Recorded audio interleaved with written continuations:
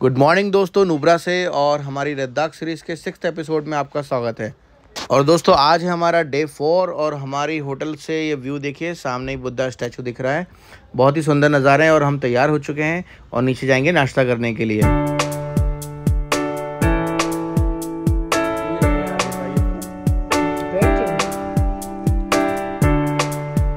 हम लोग का नाश्ता आ चुका है। चीला है, पराठा है, फ्रूट्स है, पोहा है एंड दही, कानू का सैंडविच, ब्रेड जैम।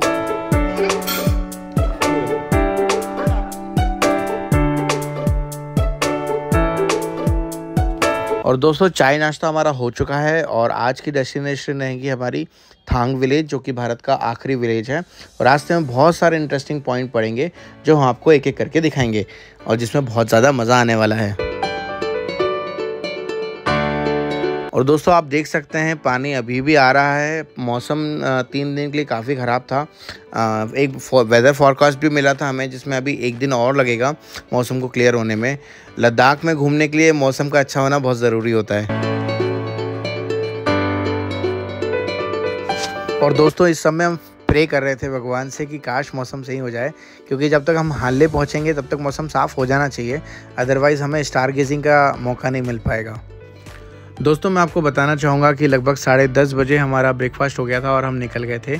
और यहाँ से 25 मिनट के आसपास ही हम आधे घंटे के अंदर अंदर सैंड ड्यून्स पहुँच जाएंगे, जो कि आज का हमारा फर्स्ट डेस्टिनेशन होगा। दोस्तों सैंड ड्यून्स के बारे में बताऊँ तो आपको ये एक हाई एल्टीट्यूड पे बसा एक कोल्ड डेजर्ट है। यहाँ पे हमें बहुत रेयर एनिमल्स जैसे कि बैक्टीरियन कैमल्स भी मिलते हैं, जिन पे डबल हम्प होता है। और सबसे अच्छी बात तो ये है कि हम उनकी राइड्स भी यहाँ पे कर सकते हैं। और दोस्तों मौसम जो है ना एकदम तगड़ा बना हुआ है, लगता है बारिश हमारा पीछे ही नहीं छोड़ेगी। कंटिन्यू बारिश हो रही है और देखो आप सामने के पहाड़ों पे पूरे बादल छाए हुए हैं।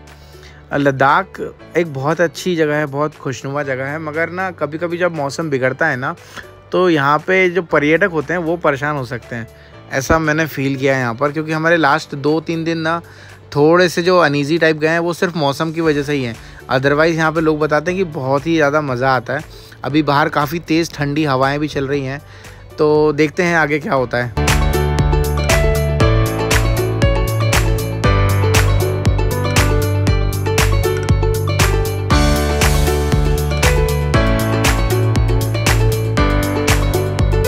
और दोस्तों देख सकते हैं आप, जैसे कि सैंड ड्यून्स के लिए जो गेट है ये आ चुका है और इस गेट को क्रॉस करते ही हम सैंड ड्यून्स में आ गए हैं। नज़ारे देखिए दोस्तों कितने शानदार हैं। ग्रीनरी भी है, सैंड्स भी हैं और बड़े बड़े पहाड़ भी हैं, पहाड़ों पे बादल भी हैं और आगे जाके एक नदी भी है। तो मतलब सारी कॉम्बिनेशंस आपको यहाँ पे देखने को मिल जाएगी। तो दोस्तों पहुँच गए हम हुंडर सैंड ड्यून्स और यहाँ पर हम आपको बताएंगे कि हमें क्या क्या मिलता है। दोस्तों यहाँ पे छोटी छोटी वाटर क्रॉसिंग बनी हुई है।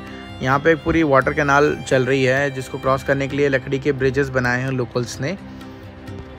और दोस्तों जैसे ही हमने इसमें एंटर किया ना, हमारा स्वागत किया इन शानदार ऊँटों ने, द बैक्टीरियन कैमल्स।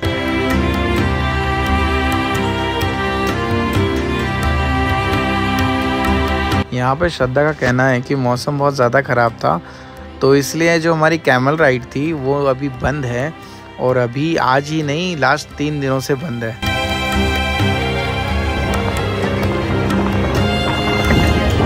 3 दिन हो गए तुमको इससे मुंह मिलाते जाते हो, ना घूमने जाते हो ना लेके जाते हो। ऐसा चलते रहेगा तो कैसे काम चलेगा बाबा। और अचानक इधर से शायद तुम भी इसके जैसे मुँह करो।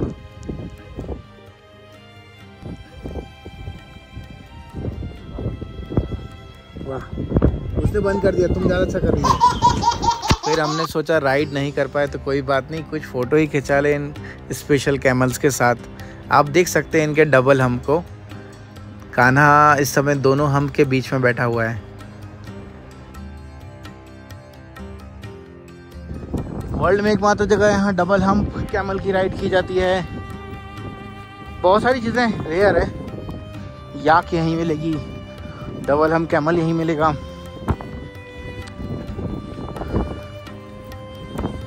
कान्हा यहीं मिलेगा।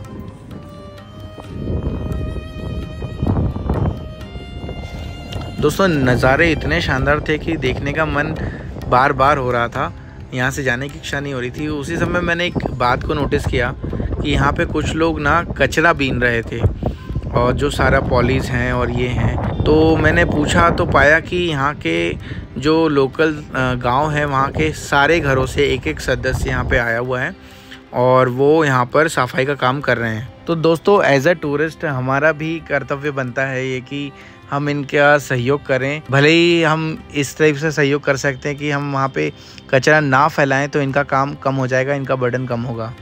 भैया दोस्तों कैमल राइड नहीं मिली तो क्या हुआ, मुझे दिखी एक आर्चरी पॉइंट। यहाँ पे बहुत सारे आर्चरी पॉइंट बने हुए हैं, मतलब यहाँ पे धनुष लेके आप निशाने लगा सकते हैं। तो हमने भी कुछ ट्राई किया कि चलो यहाँ पे निशाना लगाते हैं, थोड़ा एंटरटेनमेंट हो जाएगा। लग जाए बस।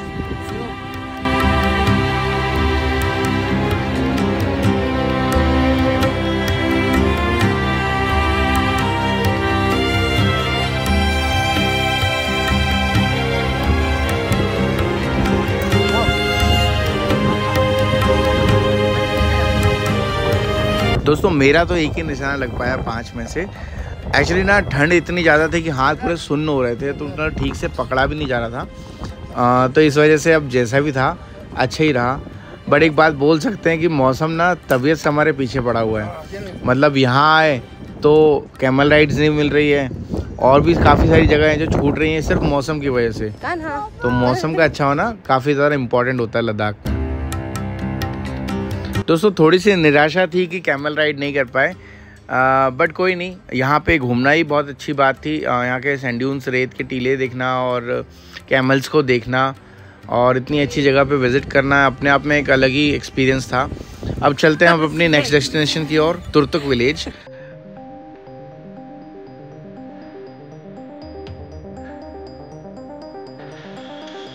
दोस्तों तुर्तुक विलेज के बारे में आपको बताऊं तो तुर्तुक ना श्योक रिवर के पास में बसा हुआ एक गांव है जो कि लेह सिटी से लगभग 205 किलोमीटर दूरी पर पड़ता है।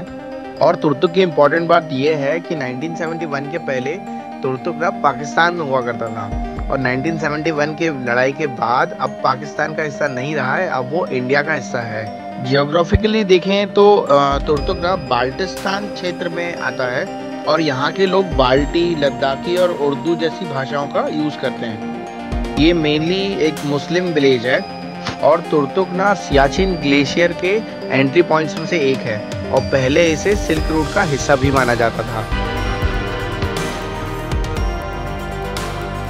जैसा कि आप देख सकते हैं दोस्तों कि लद्दाख के पूरे रूट में ना हमें छोटे छोटे स्तूप बने हुए मिलते हैं, और ये स्तूप मैंने पूछा कि क्यों बनाए जाते हैं, तो इसका मेन रीज़न ये होता है कि यहाँ की शांति और खुशहाली के लिए लोगों की यहाँ पे स्तूपों का निर्माण किया जाता है। नुब्रा वैली के रास्ते बहुत ही खूबसूरत हैं। आप देख सकते हैं कि जहाँ से भी हम जा रहे हैं ना, मतलब शानदार नज़ारे हमें हमेशा मिलते रहेंगे, और ग्रीनरी भी मिलेगी यहाँ पे नुब्रा में स्पेशली एज़ कम्पेयर टू बाकी लद्दाख वाला एरिया।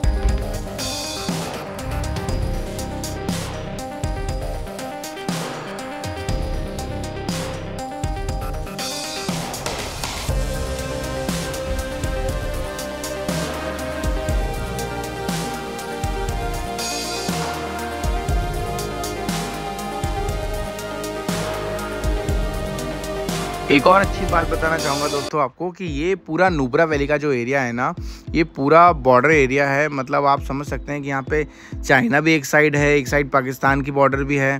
बॉर्डर वाला एरिया है। सेंसिटिव तो नहीं बोलना चाहिए इस जगह को, क्योंकि बहुत काम एरिया है इस टाइप की चीज़ों के लिए।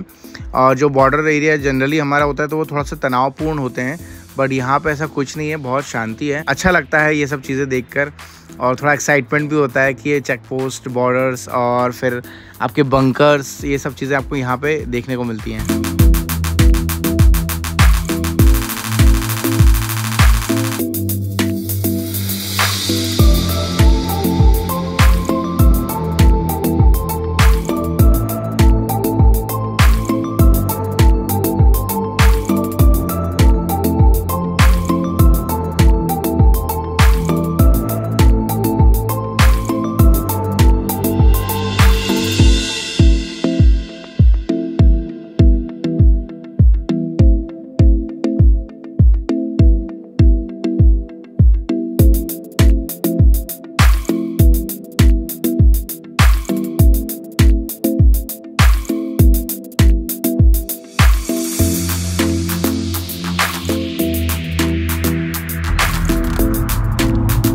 दोस्तों लद्दाख को एक्सप्लोर करने में ना इतना सुकून मिलता है कि क्या बताऊं आपको। मतलब चलते ही रहो तो भी इतने शानदार व्यू मिलते रहेंगे आपको। मतलब आप हर जगह देखते रहो, स्पेशली यहाँ के पहाड़ों का रंग तक अलग अलग मिलेगा आपको। कहीं लाल पहाड़ मिलेंगे, कहीं पर्पल, कहीं ग्रीन। और ये खाली मजाक नहीं है, मतलब आपको मैं दिखाऊंगा भी आगे वीडियोस में कि पहाड़ों के कलर्स भी अलग है, पूरे अलग अलग कलर के पहाड़ हैं।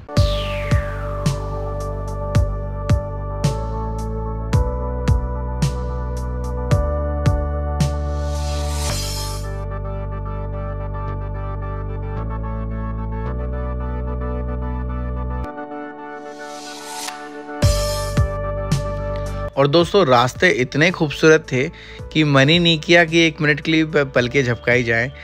मतलब मैं थोड़ा थका हुआ था, मुझे लग रहा था कि सो जाना चाहिए, मगर ना ये रास्ते मुझे सोने ही नहीं दे रहे थे। कंटिन्यू इतने शानदार व्यूज़ आते हैं, आप खुद ही देखिए, बहुत शानदार लगता है देखने में। ऐसा लगता है कि हाँ भाई कोई ख़ास जगह पे आए हुए हैं। और देखिए एक गाँव का शुरुआत है, यहाँ पर एक मंदिर बना हुआ है जिसमें बेल लगी है और एक स्तूप। मतलब कल्चर ही अलग है। हमेशा एक मेरे को क्यूरियोसिटी रहती है कि जब भी कोई नई कल्चर को ढूंढने में, मतलब देखने में, इसको समझने में जो आनंद मिलता है ना, वो एक अलग ही अनुभव होता है।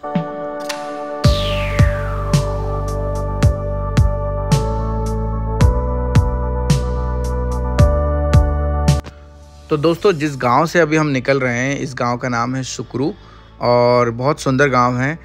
बाजू में पूरी श्योक रिवर चल रही है, देख सकते हैं आप, जैसे कि, और पूरी ग्रीनरी है, काफ़ी सुंदर लगता है। ये गांव बहुत ही अच्छा था। और इसके बाद थोड़ी देर बाद भैया बता रहे हैं कि अभी रफ पैच चालू हो जाएगा, तो वहाँ पर थोड़ा सा देख के चलना होता है हमें।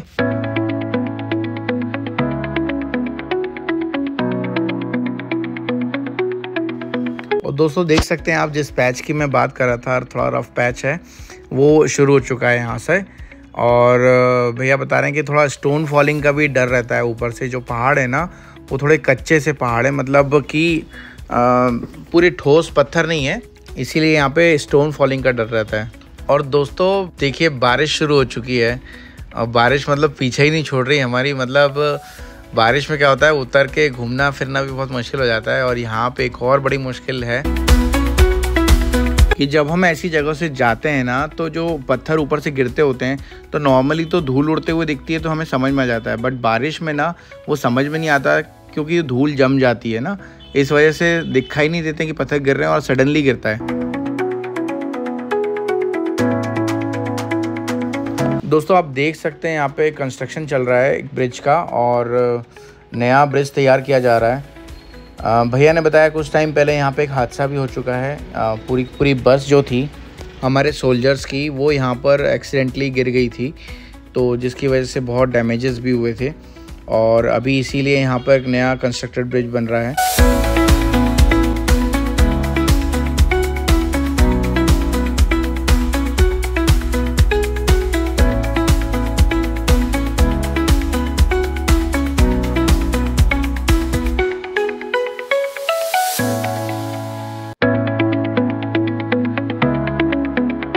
और दोस्तों नज़ारे देखिए कितने खूबसूरत हैं, या अद्भुत बोलना चाहिए कि पूरा पहाड़ को काट करना ये रास्ता बनाया हुआ है।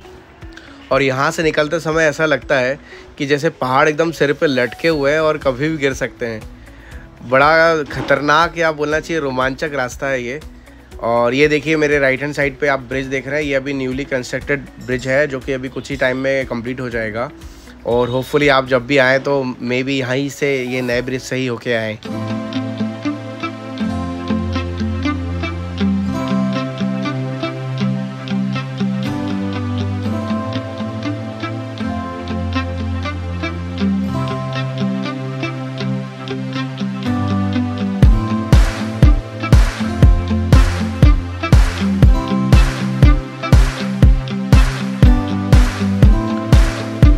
और दोस्तों ये देख सकते हैं आप, एक फॉल है, छोटा सा झरना।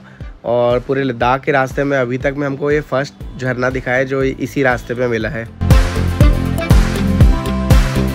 दोस्तों जिस रास्ते से हम जा रहे हैं ना, उसके रास्ते के नज़ारे इतने अच्छे थे कि बाजू में श्योक रिवर, फिर उसके बाजू में छोटी सी रोड, उसके बाद बहुत बड़ा पहाड़, पहाड़ों के ऊपर बादल।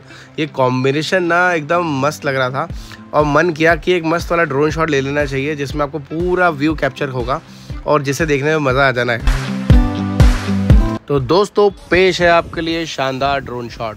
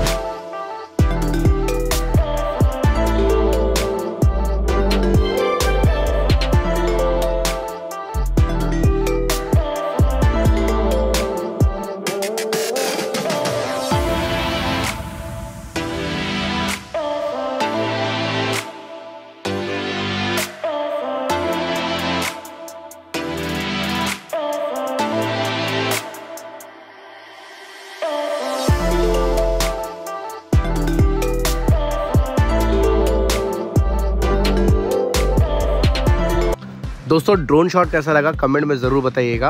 उम्मीद है आपको अच्छा लगा होगा।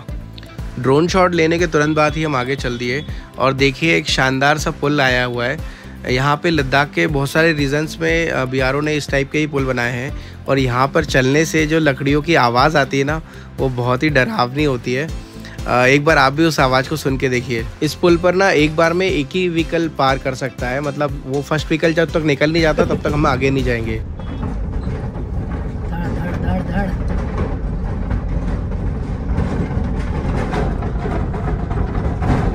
शूटिंग थी ना पिक्चर की, एक कौन सी? के पिक्चर आता जो आज हम देखा शौक नहीं पड़ता उस साइड से, उस साइड से।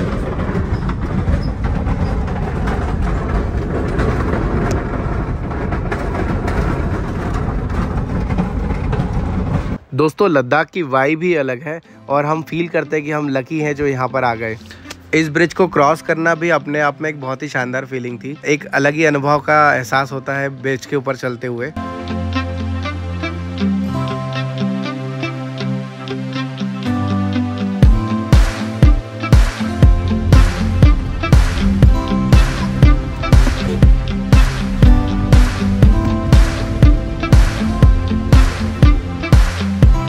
और दोस्तों अभी हम रुके हैं चेक पोस्ट पर।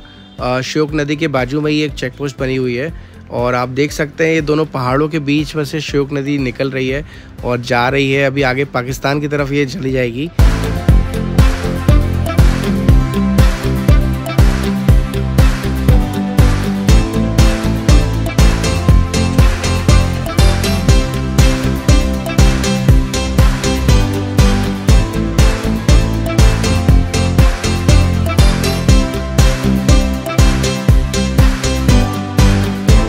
दोस्तों पहाड़ों में जो सुकून और शांति मिलती है ना हमें, वो एकदम अलग ही एक्सपीरियंस होता है और मेरा मानना है कि हमें अपनी सबकी लाइफ में एक बार ऐसा एक्सपीरियंस ज़रूर लेना चाहिए।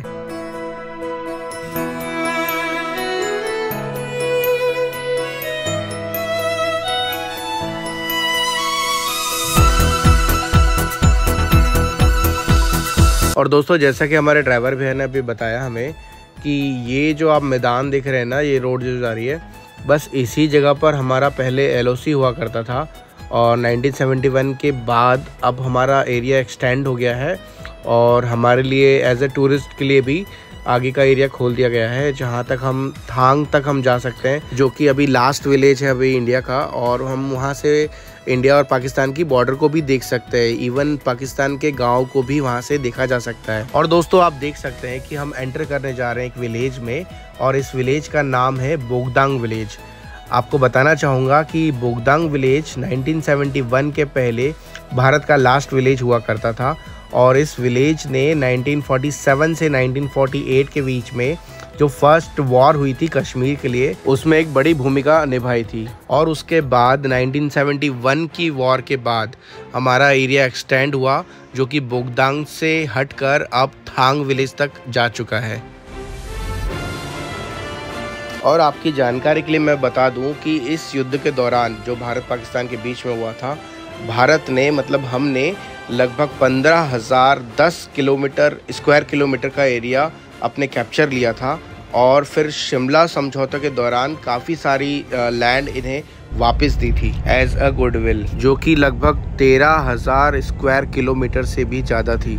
साथ ही उनके 93,000 सोल्जर्स भी हमने उन्हें वापस कर दिए थे।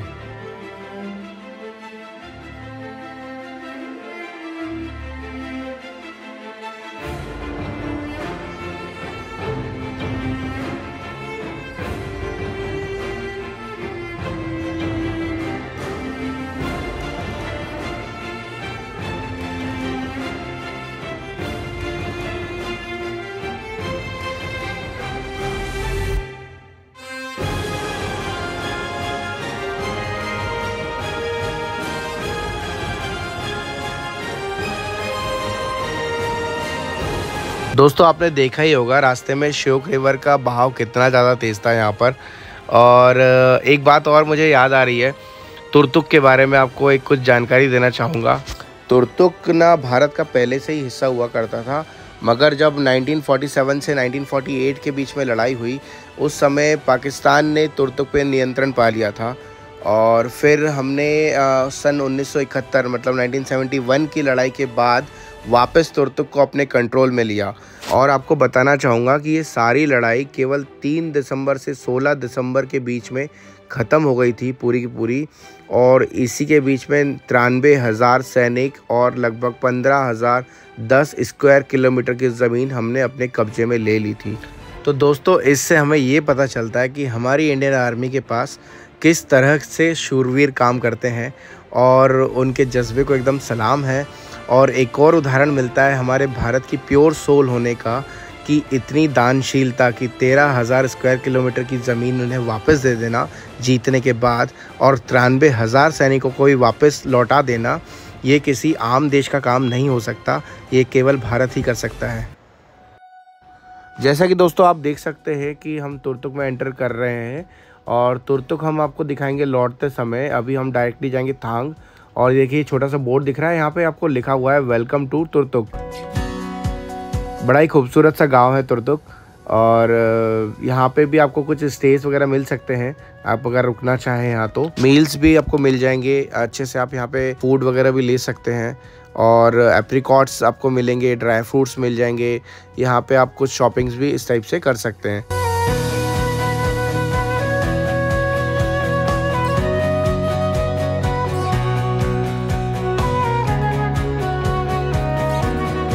और जैसा कि दोस्तों आप देख सकते हैं हम तुर्तुक से बाहर आ गए हैं और अभी हम जा रहे हैं थांग की ओर, the last village of India. और तुर्तुक से थांग का बीच का रास्ता मुश्किल से 10 मिनट के आसपास से लगता है।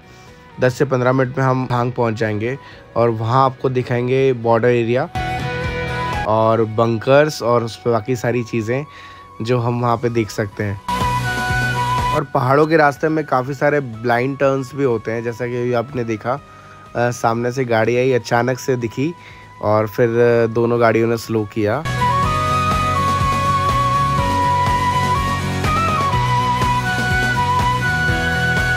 जैसा कि दोस्तों आप देख सकते हैं ये श्योक रिवर है और ये भारत की लास्ट श्योक रिवर बोल सकते हैं, क्योंकि इसके बाद से श्योक रिवर सीधा पाकिस्तान के अंदर एंटर कर जाएगी।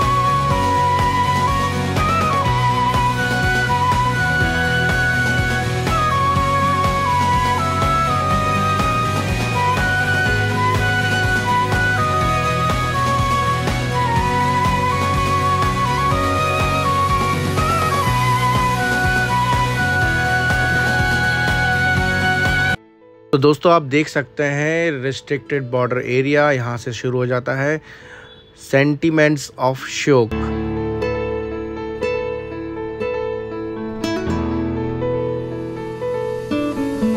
और दोस्तों देख सकते हैं आप बोर्ड पे लिखा हुआ है welcome to Thang the border village, last village of India, distance 3.5 kilometre from this bridge. तो यहाँ से थांग विलेज केवल 3.5 किलोमीटर हमें पड़ता है। और दोस्तों इसी के साथ हम अपना एपिसोड यहाँ पे ख़त्म करते हैं, क्योंकि एपिसोड और काफ़ी लंबा हो जाएगा। हमने सोचा है कि थांग का आपको पूरा एक प्रॉपर वीडियो बना के दिखाएंगे, जो कि हम आपको नेक्स्ट एपिसोड में दिखाएंगे। वहाँ पे बॉर्डर एरिया और वहाँ के बंकर्स वगैरह और बहुत इंटरेस्टिंग चीज़ें हैं। वहाँ पे खड़े होना भी अपने आप में बहुत प्राउड वाली फीलिंग्स है। तो दोस्तों जय हिंद, जय भारत, और अपना ख्याल रखिए। जब तक के लिए गुड बाय।